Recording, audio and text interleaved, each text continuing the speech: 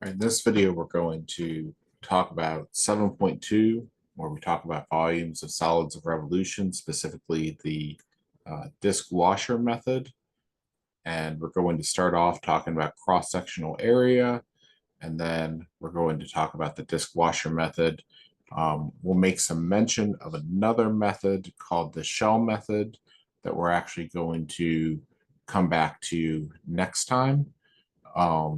And we'll learn the shell method and then compare the disk washer shell method next time.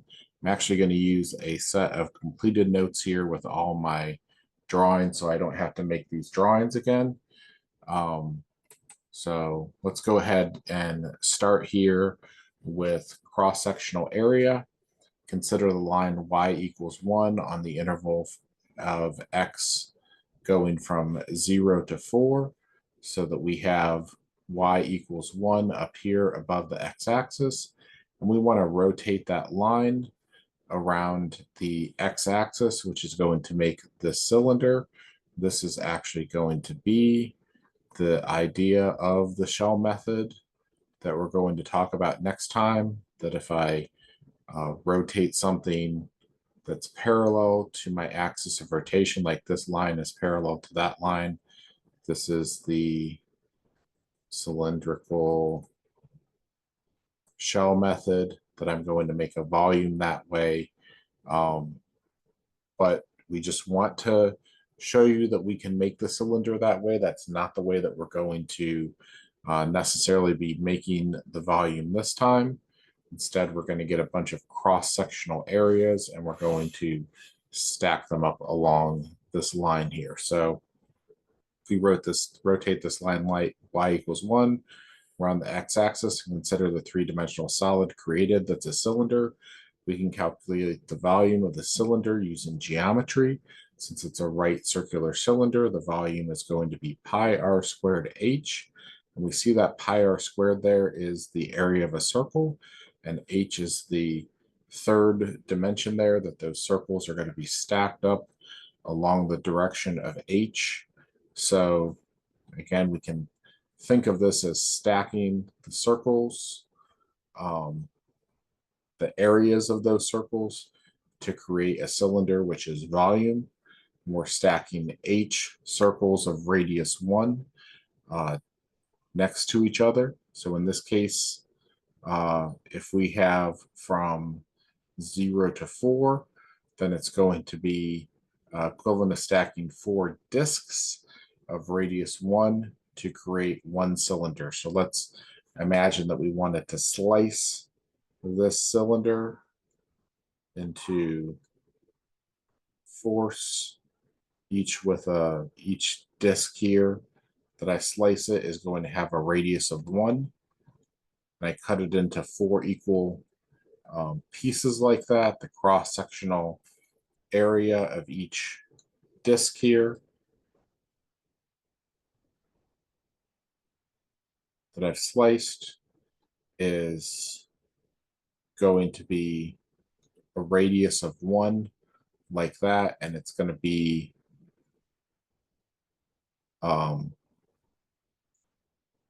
this is the r is the radius of the circle, so a is going to be pi r squared. My h, like I said here, is going to be 1 for that volume of that piece. It's going to be pi r squared, and I'm going to add that together. There's going to be 4 of those. So I get 4 pi r squared. And actually, there's the image of it. We've turned it on its side. So this is really the idea of a Riemann sum, where if we can cut thinner and thinner slices here, which is really going to be my d something for my integral. In this case, we're adding in the x direction, so it's going to be a dx. Then we can take infinitely many of those infinitesimal slices, and we can create volumes that way. And taking that solid of revolution that we want to find the volume of, we can represent a rectangle that goes between the x-axis and the height there. We're going to spin that rectangle around our axis of rotation and make it something three-dimensional in this method. So there are many different types of interesting solids that we can create, not just disks, not just cylinders, but we're going to take this idea and see what happens if the radius doesn't stay constant. So let's look at some of those examples before we worry too much about calculating actual values. So let's look at something like the square root of x. And that height is going to be increasing here as I go from 0 to 4 and I spin this around. This is still a bunch of circles that are stacked next to each other, but the circles, the disks are getting bigger and bigger and bigger in radius as I go along. So this is going to make something that's going to be called a paraboloid later. We'll study about that. Looks like a parabola, but it's three-dimensional. Paraboloid. That's going to be that shape. You'll get to these types of names of things in Calculus 3, which is going to be your three-dimensional and vector calculus for Reynolds. That's Math 265 right now. We're going to have this, let's see, B is want to rotate the square root of x now around the y-axis from x equals 0 to, from y equals 0 to y equals 2. And this kind of makes a funnel. You kind of can see that. So, and we get part of a funnel here that's been cut off for 4c. If we want to spin the line y equals 5 from x equals 0 to x equals 4, y equals 5 from x equals 0 to x equals 4, 0 to 4, spin it around here.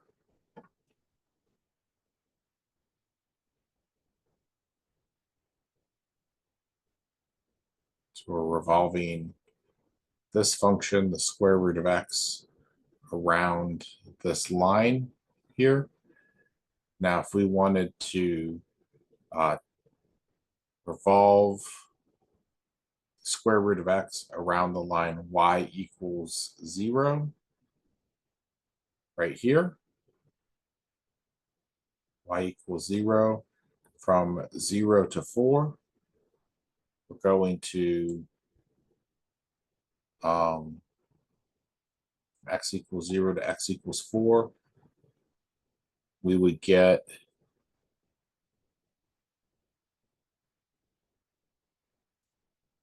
something quite different.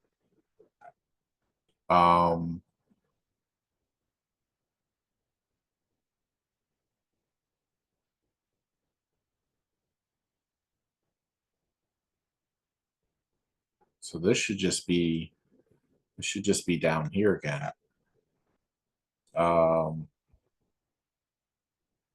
This should be the same thing as this. So let's forget about D right now.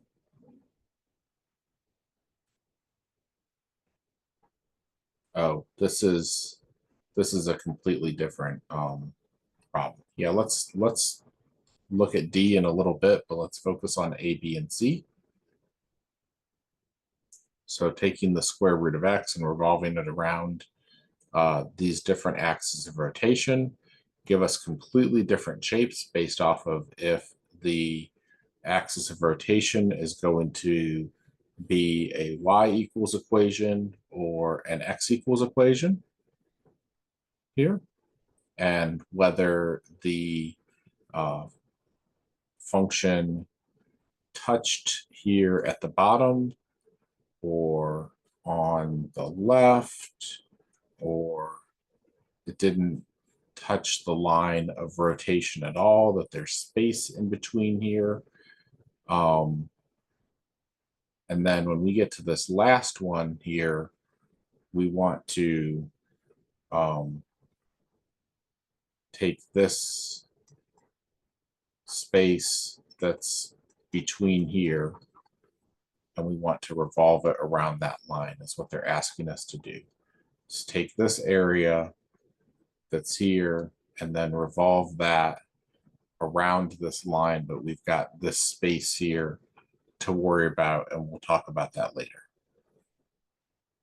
So right now we're just going to talk about the first three types here, where the function touched the axis of rotation. So let's extend the concept of cross-sectional area like we did with the cylinder, where we could, let me just go back here, where we could cut it into a bunch of discs and stack all those discs together with the Riemann sum and make the volume. Let's see if we can do that with these other shapes that aren't discs of the same radius. So let's create a formula called the disk method to find volumes of these interesting solids that are revolved around axes or lines that the function is touching. We'll use the formula for the area of a circle, since the cross sections of these interesting solids are circles. They're circles of different radius, but they are circles. So when using the disk method to sketch representative rectangles that are perpendicular to and touching the axis of revolution, that's when you know you want to use the disk method, is you have representative rectangles perpendicular to the axis of rotation.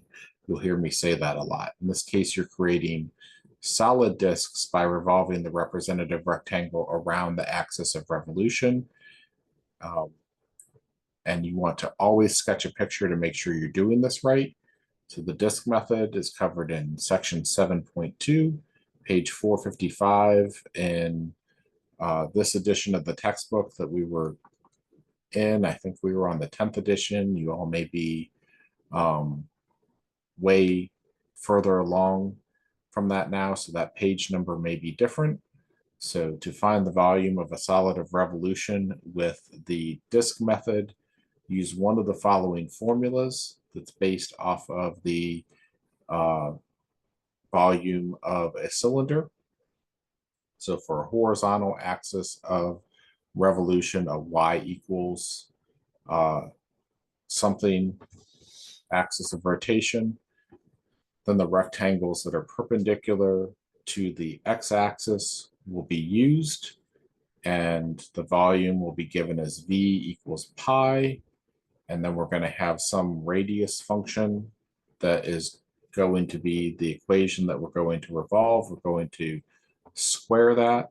We're calling it big R for right now because we'll use a little r later, just a little bit with washer method as well. And we want to differentiate big R and little r, but there's only one radius here, and we'll use big R for that. And we're going to go from A to B on the x-axis. And we're going to add all those slices up in the x direction. So we're going to have a dx. If we were going to have a vertical axis of rotation, we would have v is equal to pi, and then our radius would be a function of y that we would be squaring. Again, big R here. We use C and D for y values, but it's really the same thing, lower and upper limit on y. And we're going to be adding those slices that are vertical slices in the y direction. In this case, the representative rectangles are going to be perpendicular to the y-axis. And we have horizontal rectangles here. We have vertical rectangles there. So let's take a look at that first example that we had. We're not going to look at D right now. We're just going to look at examples A through C, where we can use the disk method here. So when we had y equals the square root of x, and we were going from x equals 0 to x equals 4, rotated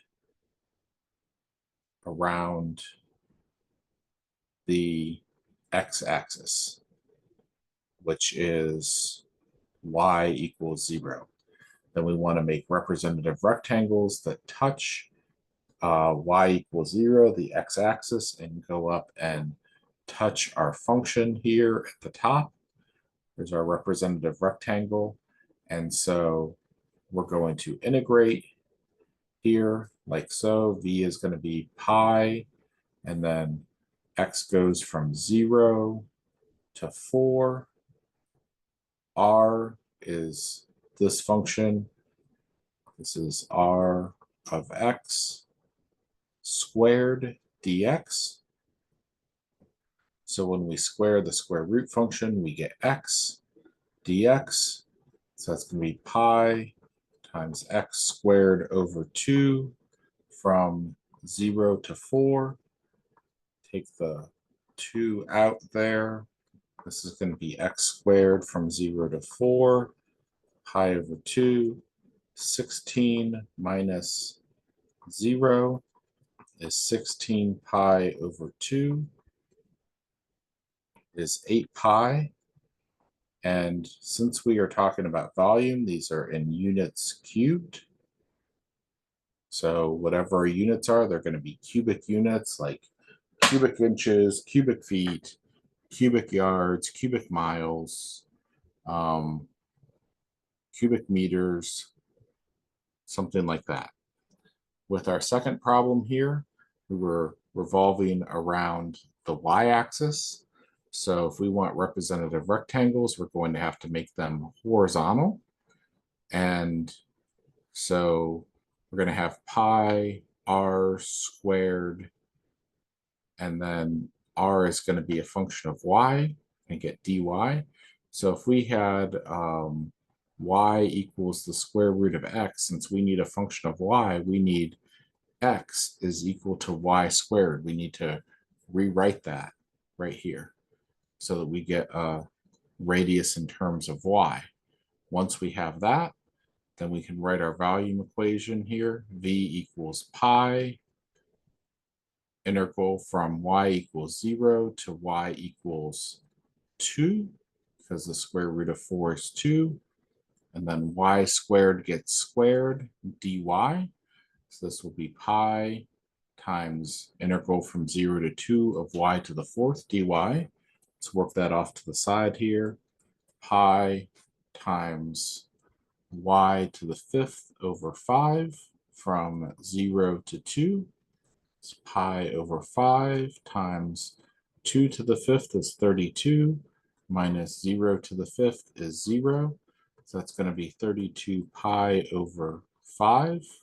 And again, this is going to be cubic units.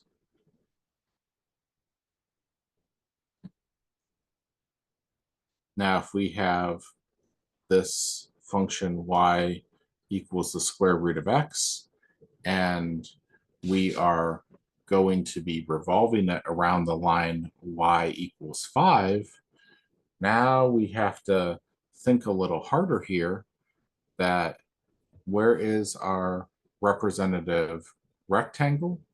Well, it goes all the way from here to, well, it's not between the x-axis anymore. Our rectangle is now between the axis of rotation. Remember, we have to touch the axis of rotation and we have to touch our function. So this blue rectangle right here is what I'm interested in. But what is that one? Because it keeps changing, right? Over here, it's bigger. Over here, it's smaller. How do I get the equation of that? Well, the biggest distance here that it can be is going to be 5. And then we're going to be subtracting from that the value of the square root of x. So our radius function here, this height of this rectangle is going to be 5 minus the square root of x. And that's what we're going to be squaring inside. We're going to be using our disk method because our rectangle touches our axis of rotation and touches our function. So pi, and we're still going from 0 to 4, r that we just solved for, 5 minus the square root of x squared dx. So that deserves to get some work done here off to the side. 0 to 4, this is going to be 25 minus 10 x to the 1/2 plus x dx when I expand this. And so that's going to give me pi times 25x minus 10. This is x to the 3/2 times 2/3, like that, plus x squared over 2. That gets evaluated from 0 to 4. So this is pi times 100 minus 20 over 3 times 4 to the 3/2. That's 4 times 2 is 8 plus 16 over 2 minus pi times, and all that is going to be 0. So this is going to be, this is 8, and this is going to be pi times 300. So 108 times 3 is 324 over 3 minus 160 over 3. 6. Get 164 pi over 3, and that's where this came from. I don't expect you to just look at this and get this answer, nor can you just type this necessarily into your calculator and get that answer. If you ignore the pi part, you might be able to get this fraction and then just multiply by pi to get your answer. Notice this is units cubed again.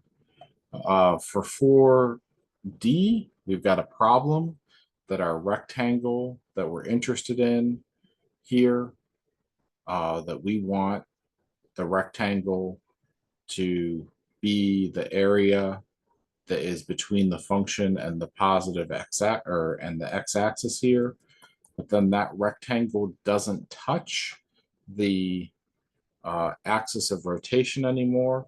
And so we need a new method called the washer method, where we think of a big radius, big R, like this, and then we think of little r, which is this, in this case, that also touches the axis of rotation, and big R minus little r is going to give me the area that I'm interested in.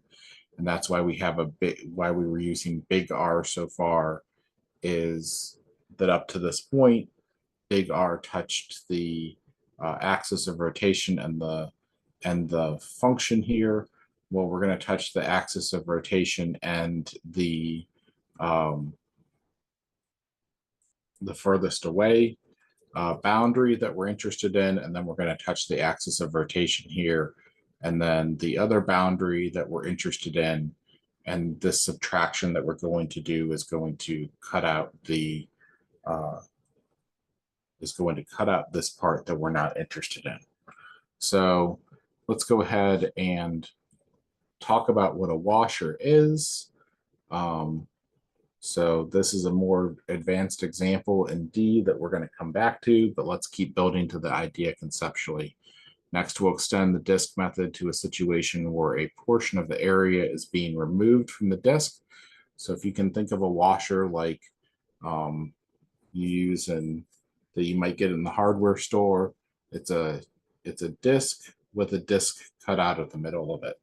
So it looks like a donut, might be a good example of this, that a donut has a hole in the middle of it like that. So just think of a two-dimensional almost donut because it has almost no height to it. So let's come back to that cylinder that we were talking about originally. That was the line y equals 5 that was rotated around the x-axis, or the line y equals 1 that was rotated around the x-axis. Let's do both of those, but let's start with y equals 5 that we've rotated around, and then let's hollow out the y equals 1, and we're going to get a cylinder with a cylinder cut out of it. This is gonna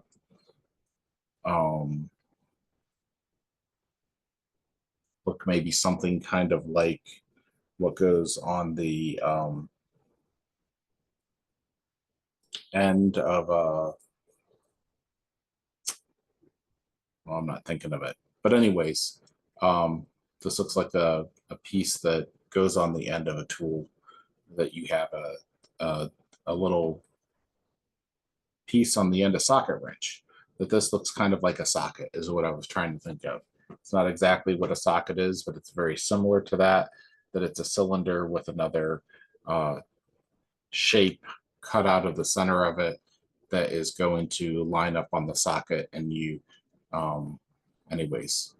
So the cross section in this case is a hole in the middle if it's a washer, and we're going to use this washer method. So we have the big radius here, y equals 5, and the little radius there is going to be r equals 1. And we don't just find the difference in the radiuses and do something with them. We have to do something with big R squared minus little r squared in a little bit. So it's called a washer method because the hole causes this to look like a washer, not like a washing machine. Washer helps fasten a screw and or distribute the load to keep wood or metal from cracking or being damaged. So just, this is right off of, looks like it's off of Amazon. This would be something like you're talking about where you put some type of fastener in here and you want to distribute the load across this whole area, but it's got this hole in it for you to be able to put your screw or fastener or bolt or whatever through there. And the head of the bolt will be big enough that it will not fit through that hole right there. It'll be bigger than this hole, but then the washer is going to have all of this surface area to take the stress of that force. All right, so the washer method, again, from section 7.2, you can ignore the page numbers. They're probably not the same in your version, and you probably have an online version of the textbook now that you may not even find the page number so easily, but it's in section 7.2. Look for the washer method. So to find the volume of a solid of revolution with the washer method, use one of the following formulas. And so basically same formulas, we're just doing this twice. What we did before, that we're going to have big disc minus little disc. So big radius here, big R, and little r right there, little radius. And again, this first volume here is when the rectangles are perpendicular to the x-axis. Second formula here is when they're perpendicular to the y-axis. These are vertical rectangles, and these are horizontal rectangles.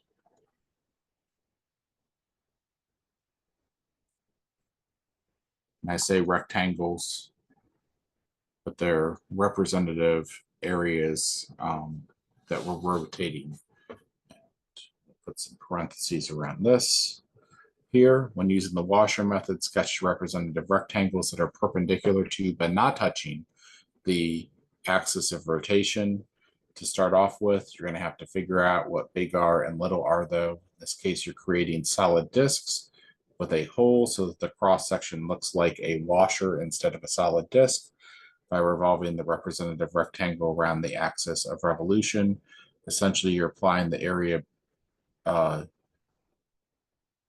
between the curves concept from 7.1 that we used previously before revolving the area to create a volume. So again, sketch a picture and don't forget the factor of pi in these formulas and the squared, and put them in the right place.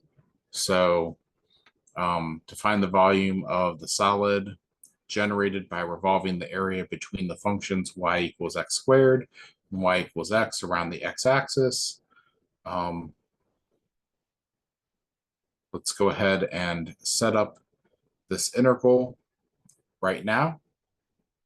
So we're going to use the washer method because we have big R minus little r. We have upper and lower function essentially, and we have the area between the curves here, so that we want to rotate around the x-axis. So this is going to be a vertical rectangle. It's going to be a dx situation, and these are going to be functions of x here. The upper function is going to be x that's going to get squared, and the lower function is going to be x squared that's going to get squared. This goes from 0 to 1, and pi is the multiplier on the outside. So we're going to get x cubed over 3 minus x to the 5th over 5.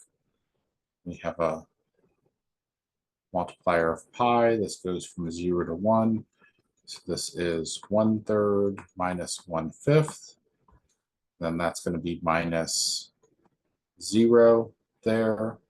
So pi, and then this is 5/15 minus 3/15 is 2 pi over 15, and these are going to be cubic units.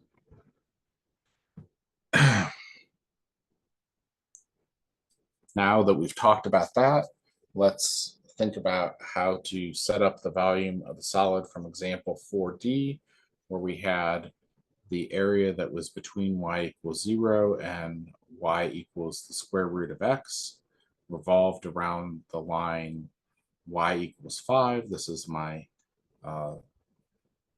line of revolution right here. So big R, again, we want to make the r's touch the axis of revolution there, is going to be just 5. Little r is going to be 5 minus root x. It's going to be this between. We've seen that function already. So we're going to have big R squared minus little r squared. Let me try and work that out for you here. If I have enough space, 0 to 4. So this is going to be 25 minus 25 minus 10 root x. So I'm going to call that x to the 1/2 there, plus x dx. It's going to be 25 minus 25 is 0. So this is going to be pi from 0 to 4 of 10x to the 1/2 minus x dx. Going to be pi times, and then this is going to be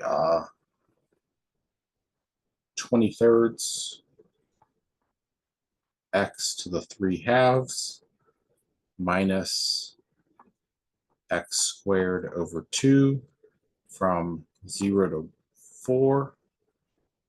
0 to 4 is going to be pi times, I stick 4 in there, the square root of 4 is 2, 2 cubed is 8, that's 160 over 3, minus 16 over 2 is 8 over 1. Make that a 3 over 3. I stick zeros in, they go away. So this is 160 minus 24 is, I get 1/36 pi over 3, and again, units cubed. So 1/36 pi over 3, you can see all the steps there and how we got from this integral to this number. If you keep in mind that the area between the curve concept, the disk method kind of becomes obsolete because there is no the small radius is 0. There's nothing that you're subtracting from it. And so it's all kind of one method. That's why we call it the disk slash washer method. It's really the same method. It's just, are you subtracting out a washer or a disk from the disk, or are you just only finding one disk? So sometimes, depending on the setup of the problem, perpendicular representative rectangles aren't as convenient as rectangles that will be parallel to the axis of rotation. So we're going to stop there and come back next time and talk about 7.3 with the shell method. And that's going to be when we have representative rectangles that are parallel to the axis of rotation. So see you next time for 7.3 and the shell method.